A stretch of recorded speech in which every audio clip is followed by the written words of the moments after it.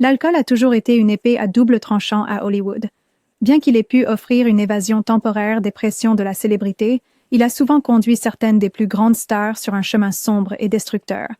Aujourd'hui, nous explorerons les histoires choquantes de 30 stars d'Hollywood qui ont perdu la vie non pas à cause de leur métier, mais à cause de la bouteille. William Holden. Commençons par une légende. William Holden était un idole d'Hollywood, jouant dans des classiques comme Boulevard du Crépuscule et Stalag Dixit, mais sa vie personnelle contrastait fortement avec les personnages raffinés qu'il incarnait à l'écran. Holden a lutté contre l'alcoolisme pendant une grande partie de sa vie, et dès les années 1960, sa dépendance avait commencé à affecter sa carrière. En 1981, Holden vivait seul à Santa Monica quand la tragédie a frappé. Après une nuit de forte consommation d'alcool, il a trébuché et s'est cogné la tête sur une table de chevet. Incapable d'appeler à l'aide, Holden est mort d'une hémorragie. Son corps n'a été découvert que plusieurs jours plus tard, entouré de bouteilles vides. Ce fut une fin tragique pour un acteur dont le charme et le talent avaient autrefois captivé le monde. Ryan Dunn. Ryan Dunn, mieux connu pour ses cascades sur Jackass, était un homme qui vivait dangereusement, mais son style de vie imprudent l'a rattrapé de la pire des manières. Après une nuit de forte consommation d'alcool, Dunn a pris le volant de sa Porsche et a eu un accident, tuant lui-même et son passager. Le taux d'alcoolémie de Dunn était plus de 2 fois supérieur à la limite légale et l'impact fut si violent que la voiture était presque méconnaissable. La mort de Dunn à l'âge de 34 ans fut un rappel dévastateur des dangers de boire et conduire, surtout lorsqu'ils sont combinés avec le comportement à haut risque pour lequel il était connu. Peter O'Toole était une icône à l'écran et notoire en dehors. Avec des performances inoubliables dans Lawrence d'Arabie et Beckett, il était un maître de son art. Mais en coulisses, sa consommation d'alcool est devenue aussi légendaire que son jeu d'acteur. O'Toole a un jour déclaré « Je peux bien tenir l'alcool, mais je pourrais aussi tenir un gallon d'eau. » Alerte spoiler, il ne pouvait pas. La boisson excessive d'O'Toole a commencé tôt et s'est aggravée dans les années 1960 et 70. Malgré de nombreux séjours à l'hôpital et des tentatives de réhabilitation, l'alcool le tenait plus fermement que ses coéquipiers. À la fin, son corps ne pouvait tout simplement plus le supporter. Les médecins l'ont averti qu'un autre verre pourrait être le dernier et il a été obligé d'arrêter. Pourtant, son foie et son estomac en avaient souffert. On lui a diagnostiqué un cancer de l'estomac. O'Toole est décédé en 2013 à l'âge de 81 ans. Verne Troyer. Vous vous souvenez de Verne Troyer, l'inoubliable mini-moi d'Austin Powers? Mesurant seulement 2 pieds 8 pouces, Verne apportait une énergie gigantesque à l'écran. Mais malgré sa personnalité hors du commun, il combattait hors écran des démons bien plus grands que lui. La lutte de Troyer contre l'alcoolisme était bien documentée, et malheureusement, elle a été filmée pour que le monde entier la voie. Qui peut oublier le clip tristement célèbre de The Surreal Life? La vue de Troyer ivre, nu, conduisant son scooter motorisé tout en urinant dans un coin est devenue un symbole de ses luttes. Malgré plusieurs séjours en cure de désintoxication, Troyer n'a pas pu échapper à l'emprise de l'alcool. En 2018, à seulement 49 ans, il est mort d'une intoxication alcoolique. Lon Chaney Jr. Lon Chaney Jr., surtout connu comme l'emblématique loup-garou, a semé la terreur sur les écrans dans les années 1940. Mais c'est sa vie personnelle qui était vraiment terrifiante. Son combat avec l'alcool a été long, alimenté par des luttes personnelles comme la mort précoce de son père et plusieurs mariages ratés. Dans les années 1950, la dépendance de Chaney avait commencé à sérieusement nuire à sa carrière. Arrestations, hospitalisations et comportements erratiques ont clairement montré que l'homme derrière le masque du monstre luttait contre de vrais démons. Malgré tout cela, il a continué à travailler jusqu'à sa mort en 1973. La voix de l'acteur était devenue rauque et faible. Il prétendait que c'était à force de grogner contre les enfants pour Halloween. Mais en vérité, c'était à cause du cancer de la gorge qui a pris sa vie. Dennis Price. Si vous pensez avoir tout entendu, détrompez-vous. Le combat de Dennis Price contre l'alcoolisme a pris une tournure sombre et tordue.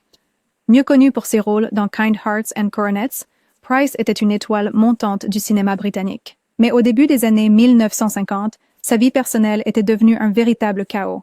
Son mariage s'est effondré, sa carrière d'acteur a dégringolé, et en 1954, il a touché le fond en tentant de se suicider en mettant sa tête dans un four. Oui, vous avez bien entendu. Miraculeusement, il a survécu, mais a continué à noyer son chagrin dans l'alcool. Malgré ses luttes, Price a continué à travailler, mais sa santé s'est détériorée rapidement. Il est mort en 1973 d'une cirrhose du foie. David Cassidy. De jeune idole à histoire tragique, la vie de David Cassidy est un exemple classique du côté sombre de la célébrité. Célébrité. La star de The Partridge Family est devenue une icône dans les années 1970, mais derrière son image d'idole pop ensoleillée, il luttait contre ses démons. Cassidy a lutté ouvertement contre l'alcoolisme pendant des années, et cela est devenu une partie déterminante de sa vie ultérieure. Dans l'une de ses dernières interviews, Cassidy a admis s'être isolé avec l'alcool, disant qu'il s'enfermait dans sa chambre pour boire seul. Ces combats ont conduit à plusieurs arrestations pour conduite en état d'ivresse, des problèmes financiers et finalement une insuffisance hépatique. Malgré une tentative publique de suggérer qu'il luttait contre la démence, il a été révélé plus tard que sa véritable bataille était avec l'alcool. Cassidy est mort en 2017 à l'âge de 67 ans d'une défaillance des organes due à une consommation excessive d'alcool. John Wayne. Le Duc. John Wayne était l'incarnation du mâle américain robuste, une figure plus grande que nature qui semblait invincible à l'écran. Mais même John Wayne avait son kryptonite, l'alcool. Pendant des années, la consommation d'alcool de Wayne était un secret de polichinelle à Hollywood. Et dans les années 1950, cela avait commencé à affecter sa santé. Quand Wayne a été diagnostiqué d'un cancer du poumon en 1964, il a combattu la maladie de front. Mais même après avoir survécu au cancer, il a continué à lutter contre l'alcoolisme. Son foie ne pouvait pas suivre son mode de vie de cow-boy. Et en 1979, Wayne est mort à l'âge de 72 ans d'un cancer de l'estomac. Malgré ses luttes, Wayne a laissé un héritage cinématographique que peu pouvaient égaler. Mais ses combats méconnus contre l'alcool révèlent un côté plus humain de la légendaire star. Judy Garland. De la route de briques jaunes à la déchéance, l'histoire de Judy Garland est l'une des plus tragiques d'Hollywood. La star du Magicien d'Oz a été propulsée dans la célébrité à un jeune âge, et ses agents l'ont mise sous un cocktail de médicaments pour la faire travailler. Quand les médicaments sont devenus trop, Garland s'est tournée vers l'alcool. Son combat contre la dépendance était aussi public que ses films étaient aimés. L'alcoolisme de Garland, associé à une dépendance écrasante aux pilules, a conduit à de nombreuses tentatives de suicide et hospitalisation. Sa carrière a commencé à s'effondrer, et en 1969, Garland a été retrouvée morte d'une overdose accidentelle. Elle n'avait que 47 ans. À ce jour, son histoire reste un sombre rappel de ce qui peut arriver lorsque Hollywood vous broie et vous recrache. Rita Hayworth. Autrefois connue comme la déesse de l'amour d'Hollywood, Rita Hayworth était l'incarnation du glamour. Mais derrière le sourire emblématique se cachait une femme hantée par des démons personnels. Hayworth a commencé à utiliser l'alcool pour faire face aux pressions de la célébrité. Mais bientôt, sa consommation est devenue incontrôlable. Dans les années 1950, sa carrière a commencé à en pâtir. Elle manquait les tournages, et ses performances autrefois impeccables ont commencé à décliner. Alors que son alcoolisme s'aggravait, Hayworth a développé la maladie d'Alzheimer, bien que celle-ci n'ait été diagnostiquée que plus tard dans sa vie. Elle est décédée en 1987. Bela Lugosi. L'homme qui nous a donné l'iconique Dracula, Bela Lugosi était un pionnier du genre horrifique.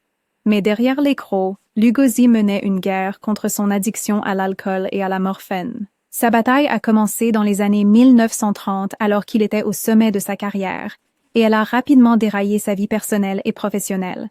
La carrière de Lugosi a plongé alors que son addiction devenait incontrôlable. Il a fini par être relégué à des films à petit budget et s'est retrouvé cantonné à des rôles qui reflétaient sa véritable chute. En 1956, Lugosi est mort d'une crise cardiaque, son corps ravagé par des années de dépendance. Malgré sa fin tragique, la contribution de Lugosi au cinéma d'horreur reste aussi inoubliable que son interprétation du conte Dracula immortel. Sterling Hayden. Sterling Hayden était la star robuste au menton carré de films classiques comme Johnny Guitar et The Asphalt Jungle. Mais sa vie hors écran n'avait rien d'héroïque. Hayden a lutté contre l'alcoolisme pendant une grande partie de sa vie, et dès les années 40, cela commençait déjà à affecter sa carrière. L'addiction de Hayden lui a coûté des rôles, et sa vie personnelle était un chaos de mariages brisés et de ruines financières. Malgré cela, Hayden a réussi à surmonter son addiction dans les années 1960, et il est retourné lentement mais sûrement à Hollywood. Malheureusement, les dégâts sur son corps étaient irréversibles. Il est mort d'un cancer de la prostate en 1986, mais son combat contre l'alcoolisme l'a hanté jusqu'à la fin. Mary Astor. Mary Astor, la star glamour de films comme The Maltese Falcon et A Letter to Three Wives, n'était pas étrangère au projecteur. Mais derrière la caméra, elle menait une bataille perdue d'avance contre l'alcool. L'addiction d'Astor a commencé dans les années 1930 et a ravagé sa vie personnelle. Sa consommation excessive d'alcool a conduit à 2 divorces et à la perte de la garde de son fils, un événement déchirant. une conséquence de sa dépendance croissante. Malgré ses luttes personnelles, Astor a réussi à maintenir une forte présence à Hollywood, mais sa vie en coulisses a continué de se détériorer. Dans les années 1950, Astor savait qu'elle avait besoin d'aide. Elle a courageusement entrepris une cure de désintoxication et a commencé le long processus de reconstruction de sa vie. Elle a continué à jouer sporadiquement, mais son attention s'est tournée vers l'écriture, publiant plusieurs mémoires qui chroniquaient sa lutte contre l'alcool. Elle est décédée en 1987 à l'âge de 81 ans, ayant retrouvé un semblant de contrôle sur sa vie dans ces dernières heures. Son histoire reste un puissant exemple de résilience face à une dépendance écrasante. Tallulah Bankhead. Tallulah Bankhead était aussi célèbre pour sa personnalité extravagante et flamboyante que pour son talent d'actrice. Sensation de Broadway et star hollywoodienne, Bankhead était connue pour ses rôles dans des films comme Lifeboat d'Alfred Hitchcock, mais sa vie en dehors de l'écran était tout sauf glamour, alors qu'elle luttait contre l'alcoolisme et la toxicomanie tout au long de sa carrière. Bankhead était connue pour ses excès de boissons et de consommation de drogue. On disait qu'elle consommait des pintes de whisky en moins d'une heure, mélangeait de la cocaïne avec de l'alcool, et s'adonnait à un étrange cocktail de Coca-Cola et d'ammoniac. Son mode de vie dur a considérablement affecté sa santé, et dans les années 1960, sa carrière autrefois brillante s'était étiolée. Elle est morte d'une pneumonie en 1968, affaiblie par des années d'abus de substances. Sa personnalité flamboyante pouvait captiver le public, mais ce fut finalement sa perte. L'histoire hollywoodienne de Barbara Payton est celle d'une ascension fulgurante et d'une chute catastrophique. Elle était une actrice éblouissante qui a joué aux côtés de stars comme Gregory Peck et James Cagney, mais sa beauté ne pouvait pas la sauver du chemin destructeur de l'alcool et de la toxicomanie. Après une série de mariages échoués et d'aventures tumultueuses, la carrière de Payton a commencé à dégringoler. Son alcoolisme et son comportement erratique ont conduit à son exclusion d'Hollywood, et elle est rapidement tombée dans la pauvreté. À la moitié des années 1960, Payton vivait dans la rue, vendant son corps pour soutenir sa dépendance. Elle est morte à seulement 39 ans d'une insuffisance hépatique. Son étoile autrefois brillante s'est éteinte bien trop tôt. W.C. Fields. W.C. Fields était l'un des acteurs comiques les plus appréciés de son époque, connu pour son esprit sarcastique et son phrasé emblématique. Mais son amour de l'alcool n'était pas une affaire de rire. Fields disait avec humour « Je ne bois jamais d'eau. J'ai peur que cela devienne une habitude. » Et fidèle à ses paroles, Fields touchait rarement à l'eau, préférant boire des martinis par gallon. La consommation d'alcool de Fields faisait partie de son personnage, mais elle a également entraîné de graves problèmes de santé. Dans les années 40, il consommait jusqu'à 2 pintes d'alcool par jour, et son foie peinait à suivre. Malgré sa santé déclinante, Fields a refusé d'arrêter de boire. Il est mort en 1946 d'une hémorragie gastrique causée par l'alcool. Oliver Reed. Oliver Reed était aussi célèbre pour ses frasques hors écran que pour ses rôles dans des films comme Gladiator. La consommation excessive d'alcool de Reed était légendaire. Il a un jour affirmé avoir descendu 60 pintes de bière en une seule fois, mais sa bravade lui a coûté cher. En 1999, Reed était à Malte en train de tourner Gladiator lorsqu'il a décidé de faire une pause et de visiter un pub local. Là, il a défié plusieurs marins à un concours de bras de fer et a consommé une quantité alarmante d'alcool, de rhum, de whisky et de bière. Peu de temps après, Reed a subi une crise cardiaque fatale. Il est mort comme il avait vécu, dans un brouillard d'alcool et de bravade. Sa mort a été un rappel brutal du fardeau dangereux que l'alcool peut imposer même aux personnalités les plus robustes. John Barrymore. John Barrymore, l'un des acteurs les plus talentueux de sa génération, faisait partie de la légendaire famille d'acteurs Barrymore. Connu sous le nom de The Great Profile, Barrymore était une icône de la scène et du cinéma dont les performances dans Dr. Jekyll et Mr. Hyde et Roméo et Juliette restent des classiques.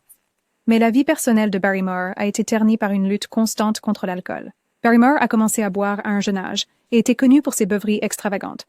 Dans les années 1930, sa dépendance avait gravement endommagé sa carrière.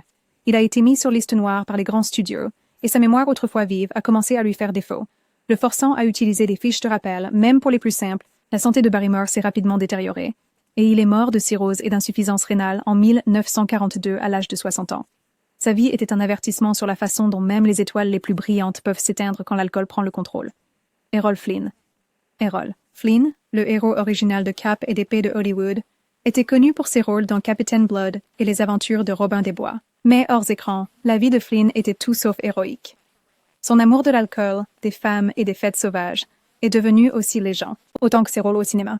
Dans la trentaine, la santé de Flynn avait commencé à se détériorer en raison de sa consommation excessive d'alcool. Il continua à s'adonner à l'alcool, aux drogues et à un style de vie hédoniste jusque dans la quarantaine, se méritant le surnom de Diable de Tasmanie. En 1959, à l'âge de 50 ans, Flynn a subi une crise cardiaque provoquée par des années d'abus d'alcool. Il est mort en compagnie d'une jeune femme, Veronica Lake. Veronica Lake, la superbe femme fatale d'Hollywood des années 1940, était connue pour ses rôles dans Sullivan's Travels et The Blue Dahlia. Mais dans les années 1950, sa carrière avait déraillé en raison de sa lutte contre l'alcoolisme. La forte consommation d'alcool de Lake a conduit à un comportement erratique sur le plateau et sa carrière autrefois prometteuse a rapidement périclité. Dans les années 1960, Lake vivait presque dans l'obscurité, travaillant comme barmaid pour joindre les deux bouts. Elle a tenté un bref retour dans les années 1970, mais sa santé avait déjà été ravagée par des années d'abus d'alcool. Elle a été diagnostiquée avec une cirrhose du foie et est morte en 1973 à l'âge de 50 ans. Sa chute tragique reste l'un des contes de mise en garde les plus tristes de Hollywood. Richard Burton. Richard Burton était une figure emblématique d'Hollywood, connu pour sa voix retentissante et sa présence imposante dans des films comme Cléopâtre et Qui a peur de Virginia Woolf. Mais Burton était également connu pour sa consommation d'alcool prodigieuse. Sa consommation d'alcool était aussi légendaire que ses performances, avec des rapports indiquant qu'il pouvait ingurgiter plusieurs bouteilles de vodka par jour. L'alcoolisme de Burton a ravagé sa santé. Dans les années 1970, son foie était sévèrement endommagé, et il avait du mal à garder son équilibre sur le plateau. Malgré plusieurs tentatives d'arrêter de boire, Burton a continué de lutter contre son addiction jusqu'à sa mort en 1984 à l'âge de 58 ans d'une hémorragie cérébrale. Sa mort prématurée a marqué la fin de l'un des talents les plus extraordinaires de Hollywood et l'une de ses figures les plus tragiques. Gig Young. Gig Young était un acteur lauréat d'un Oscar, surtout connu pour son rôle dans On achève bien les chevaux. Mais malgré son succès, Young a lutté contre la dépendance et des problèmes de santé mentale pendant la majeure partie de sa vie. Son problème d'alcoolisme s'est aggravé après avoir remporté son Oscar et il a rapidement été mis sur liste noire à Hollywood. Dans un tournant choquant et tragique des événements, la vie de Young s'est terminée par un meurtre-suicide en 1978. Il a tué sa 5e épouse, Kim Schmidt, avant de retourner l'arme contre lui-même. La vie de l'acteur était marquée par un talent immense et une agitation tout aussi immense. Michael Elphick. L'acteur britannique Michael Elphick, connu pour ses rôles dans EastEnders et Boone, a lutté contre l'alcoolisme pendant une grande partie de sa vie. La dépendance d'Elphick a entraîné de nombreux problèmes personnels et professionnels, y compris des arrestations et un comportement erratique sur le plateau. Malgré son immense talent, ses habitudes de consommation d'alcool ont éclipsé sa carrière. Elphick est mort en 2002 d'une crise cardiaque, exacerbée par ses années de forte consommation d'alcool. Sa chute tragique rappelle que même les acteurs les plus talentueux peuvent être détruits par la dépendance. Ian Hendry. Ian Hendry était une star de la télévision britannique dans les années 1960 et 70, surtout connu pour ses rôles dans The Avengers et The Lotus Eaters. Mais la vie de Hendry a été ternie par une consommation excessive d'alcool, qui a eu un impact significatif sur sa carrière. Dans les années 1970, son alcoolisme avait commencé à affecter sa santé et sa capacité à travailler. En 1984, Hendry est mort d'une hémorragie gastro-intestinale à l'âge de 53 ans, conséquence directe de ses années d'abus d'alcool. Sa vie et sa carrière ont été tragiquement interrompues par l'addiction. Kevin Lloyd. Kevin Lloyd était un acteur britannique bien aimé, surtout connu pour son rôle de détective Tosh Lines dans The Bill. Mais en coulisses, Lloyd luttait contre une dépendance à l'alcool dévastatrice. Sa consommation d'alcool est devenue si grave qu'il a finalement été licencié de l'émission car il ne pouvait plus se souvenir de ses répliques ni arriver à l'heure. Dans un tournant tragique, Lloyd s'est inscrit dans une clinique de désintoxication, mais a continué à boire. Quelques jours après son entrée en clinique, il s'est étouffé avec son propre vomi et est mort. Il avait 49 ans. La mort soudaine de Lloyd a choqué ses fans et collègues, rappelant brutalement à quel point une dépendance peut rapidement devenir incontrôlable. Peter Cook était un comédien et écrivain britannique qui a révolutionné la comédie dans les années 1960. Connu pour son esprit acéré et sa satire mordante, Cook était un maître de son art. Mais comme beaucoup de comédiens, Cook a lutté contre la dépression et s'est tourné vers l'alcool comme mécanisme d'adaptation. La consommation d'alcool de Cook est devenue notoire, avec des histoires de fêtes sauvages et d'excès de boissons faisant partie de sa légende. En 1995, Cook est mort d'une hémorragie gastro-intestinale, son corps épuisé par des années d'abus d'alcool. Il n'avait que 57 ans. La mort de Cook a marqué la fin d'une époque dans la comédie britannique. Mais son influence sur le genre reste indéniable. Utah Joyce. Utah Joyce était l'une des actrices comiques les plus adorées de la Grande-Bretagne, connue pour son rôle dans la sitcom George and Mildred. Mais derrière son personnage pétillant à l'écran, Joyce luttait contre une grave addiction à l'alcool. Elle aurait bu jusqu'à une demi-bouteille de cognac chaque jour, ce qui a eu un effet dévastateur sur son foie. À l'été 1980, Joyce a été hospitalisée pour une insuffisance hépatique et est décédée quelques jours après son 53e anniversaire. Sa mort a choqué la nation alors que les fans pleuraient la perte de l'une des étoiles les plus brillantes de la télévision. La fin tragique de Joyce était un rappel brutal de la manière dont même les figures les plus aimées peuvent être victimes de l'addiction. Julia Bruns. Julia Bruns était autrefois saluée comme la plus belle fille d'Amérique, une étoile montante dans les films muets et sur scène. Mais sa lutte contre l'alcool et la drogue a rapidement fait dérailler sa carrière prometteuse. En 1925, elle a été arrêtée pour avoir volé des bijoux afin de financer sa dépendance, une chute brutale pour la starlette autrefois dorée. La dépendance de Bruns a continué de s'aggraver, et en 1927, elle a succombé à un empoisonnement par l'alcool à seulement 32 ans. Sa mort fut l'une des premières mises en garde d'Hollywood sur les dangers de la dépendance, une tragédie qui en annonçait bien d'autres dans les années à venir. Matthew Perry. Nous terminons notre liste avec la tragédie la plus récente, la perte de Matthew Perry. Perry, surtout connu pour son rôle de Chandler Bing dans Friends, a lutté contre l'addiction pendant une grande partie de sa vie. Ses combats contre l'alcool et les médicaments prescrits étaient bien documentés, et il a passé des années à entrer et sortir de désintoxication. Malgré ses efforts pour surmonter son addiction, le corps de Perry avait été ravagé par des années d'abus. En 2023, Perry a été retrouvé mort à l'âge de 54 ans, dans ce qui semblait être un incident de noyade. Sa mort a marqué la fin d'une longue lutte publique contre l'addiction. Alors qu'Hollywood glamorise souvent le mode de vie sauvage et insouciant de ses stars, la vérité en coulisses est bien plus sobre. L'addiction ne fait pas de discrimination. Peu importe la renommée, le talent ou l'argent que quelqu'un possède, l'alcool peut détruire des vies.